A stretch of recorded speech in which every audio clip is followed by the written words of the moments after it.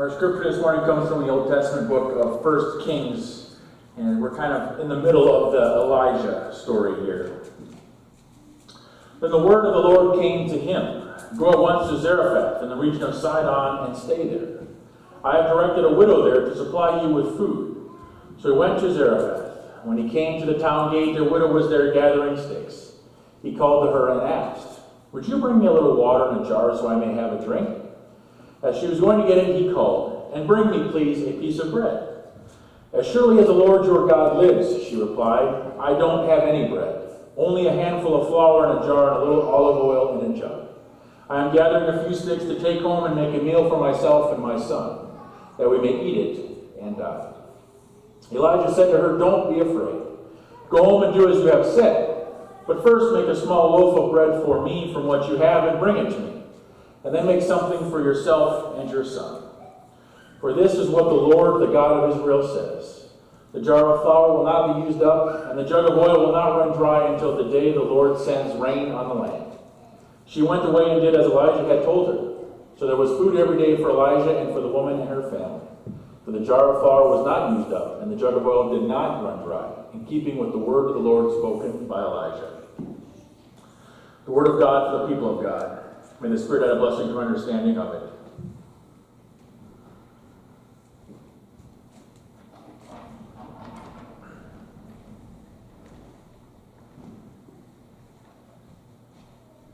Now you may or may not have heard that story of Elijah before and the widow and the making of bread. And it's easy to take this story and make it of one where we talk about if you just give what you have to God, God will multiply it and make you prosperous and happy, and blessings will rain upon you.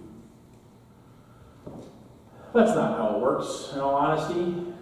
So today I want to look at it from a little bit of a different angle. I'm sure I've given this sermon before. Matter of fact, I know I have. Probably not necessarily on this Elijah passage, but a sermon on faith. And what does good faith, or what does faith look like? I've said before that faith is not supposed to be a noun. We treat it as a noun, like either I have faith, like either I have $20, or I don't have faith, like I don't have $20. Faith really should be a verb, and something that we do. I'm leaning into my faith, or I'm faithing right now, or I'm struggling with my faith. It's something that is active and is up and down. Because when we treat it as a noun, it's either we have it or we don't. And that's not usually how that works either. Real faith has doubts. Real faith has questions. Real faith always comes back to God and trusts God. But even having real or good faith doesn't eliminate all the troubles from our lives. Having rock-solid faith doesn't mean that bad things won't happen. If I were to say to you, pick out someone from history who had perfect faith, it could be anybody, who would you pick? Maybe some of our founding faith fathers, Abraham, Isaac, Jacob, Joseph. Maybe you'd pick Martin Luther King Jr., or you'd pick some other founding fathers of our nation, or we could pick out maybe someone from our lives who we saw go through life with seeming a bedrock faith. Maybe we pick Jesus, right, as a picture of what perfect faith is. But even Jesus had questions, right? He prayed for the cup to be taken away from him in the Garden of Gethsemane. He had doubts as he was on the cross. My God, why have you forsaken me?" His faith was strong, but it didn't mean that his faith didn't waver up or down or struggle from time to time. And now we have this story of Elijah. You may have heard of Elijah, one of the great prophets of the Old Testament. The chariots of fire dude, right? He doesn't die. He's carried up into the sky by the chariots of fire. The man so revered that they thought when John the Baptist was walking around that he probably was Elijah resurrected. He's kind of a big deal, if you will. But his faith wasn't all mountaintop experiences. He had to learn to trust God in the small things.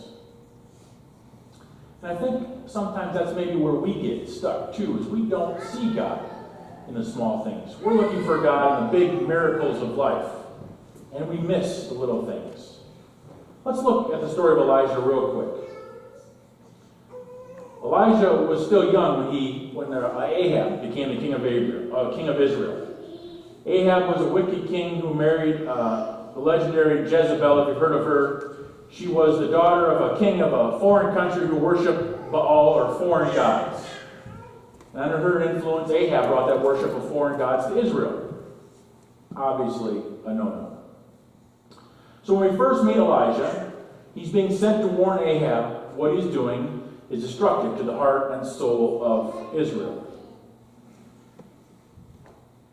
There is nothing in Elijah's background that prepares him, or anything that would say Ahab should listen to him.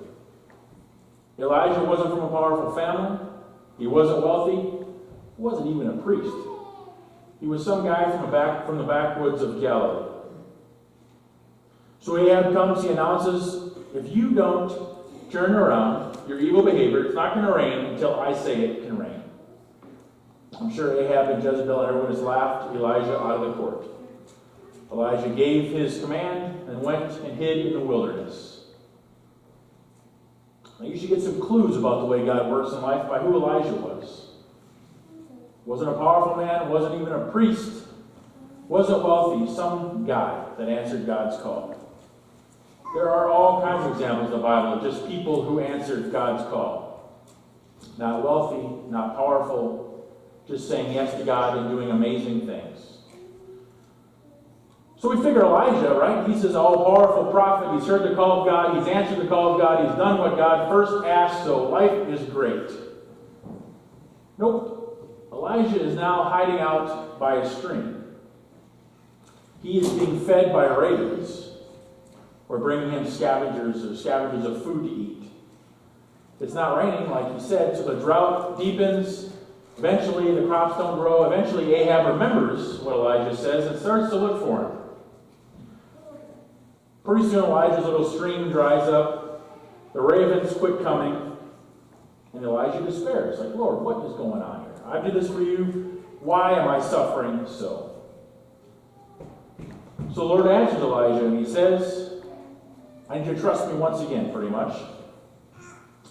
He doesn't bring him a buffet of food. He says, I need you to travel about 100 miles into the middle of a foreign country, about 8 miles from Queen Jezebel's hometown.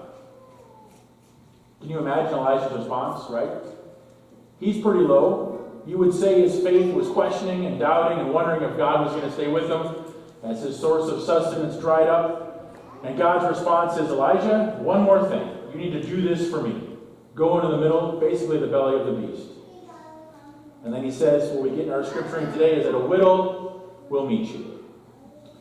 So Elijah does. I'm sure he's complaining. I'm sure he's whining. I'm sure he's wondering, what in the world is the Lord doing? So we get to our story here where Elijah walks in, and he meets the widow, and he asks her for some water. He doesn't know who this widow is going to be. If she's going to be some wealthy lady that's going to help him, or who is going to help, or who is going to sustain him at this time. He asks her for a cup of water and some small bread. He sees her collecting sticks to light a fire to have her and her son have her last meal, where basically they're going to starve to death because there is no food. But she listens to what Elijah says, his promise of food and oil that won't run out. And of course, read her story 3,000 years later. That's the end of the story, right? Good faith, good things happen. Nope. Sure, Elijah and the widow's son eat. The flour and the oil don't run out, but eventually her son dies. And of course, she despairs and wonders why Elijah came and brought this upon her. And Elijah, too. It's like, what? You brought me for this, Lord, and now you're doing this to me? Elijah brings the boy back to life. And then he goes on to confront the prophets of Baal. Does this miracle thing where God kills them all with fire and Elijah survives. And you think, all right, Elijah has followed God's advice thus far. Things are great from now on. Nope. After the great confrontation of the prophets, Elijah's hiding in a cave.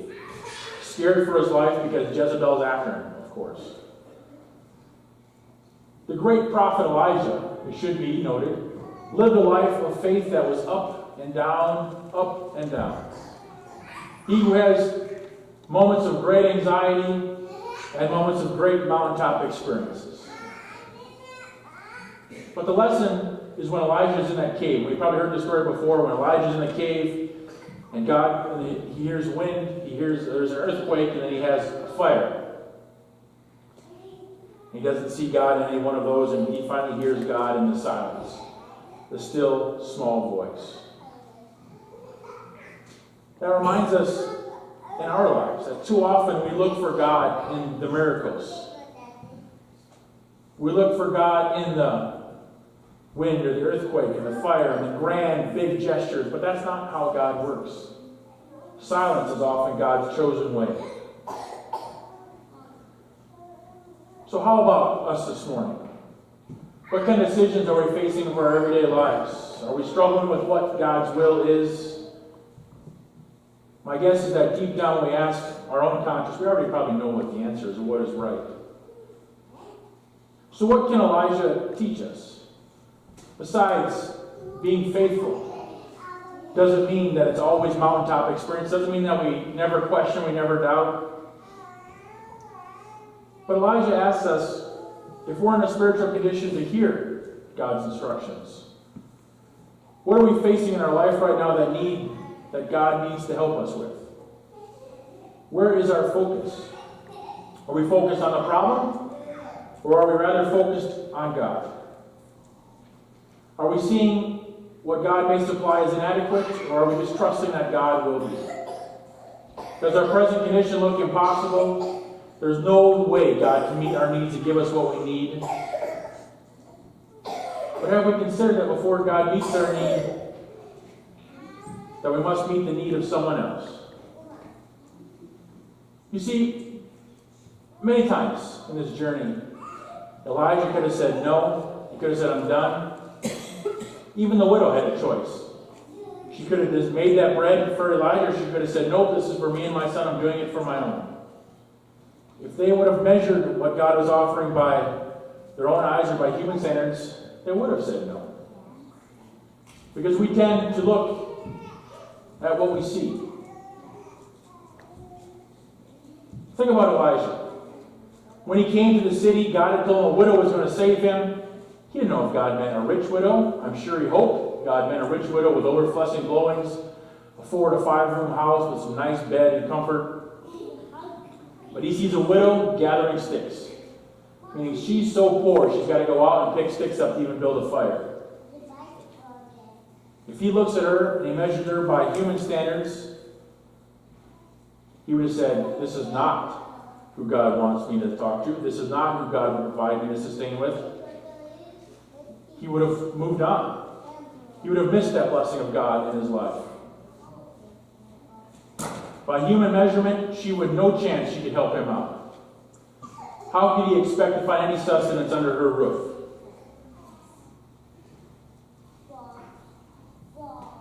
But the path of obedience, the path of faith looks to God, and not necessarily the human circumstances before and after.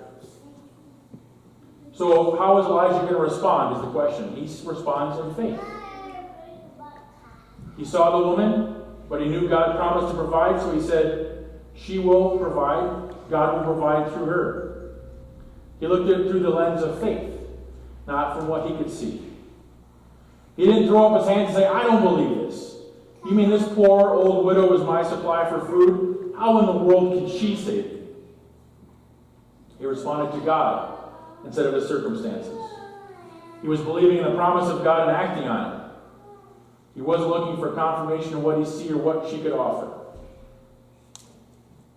And then we see the widow's response. She opens the wounds of her heart. She lays before Elijah the terrible condition that she's in. She had given up, basically. She was ready to die. She knew this was the last meal that they would have together. She must have recognized Elijah as a man of God, but it wasn't her God. It wasn't her faith. So her response could have been, get out of here. I'm not making you anything to eat. This is for me and my son only. But she chose to help, to meet a need. And she was blessed through that action. Sometimes we must be available to serve others before God can trust us. So what do we learn from this Elijah passage? We learn a couple things. First, we learn that we need to look beyond our circumstances and trust God, knowing that it's God who provides. Never judge God by what we can see, because we only see at the very surface. Pray and ask God where we can minister to others, and ask God for the love of compassion, reach out to others, and then know God is aware, I should say aware, of your needs, and give them to God. Elijah's faith was great, yet it was challenged again and again. He didn't always respond in the right way, if there is a right way. Our faith is the same way.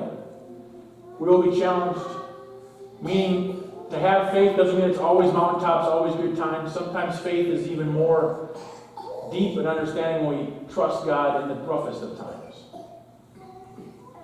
And we have to be on the lookout in prayer and knowing that God offers ways to help.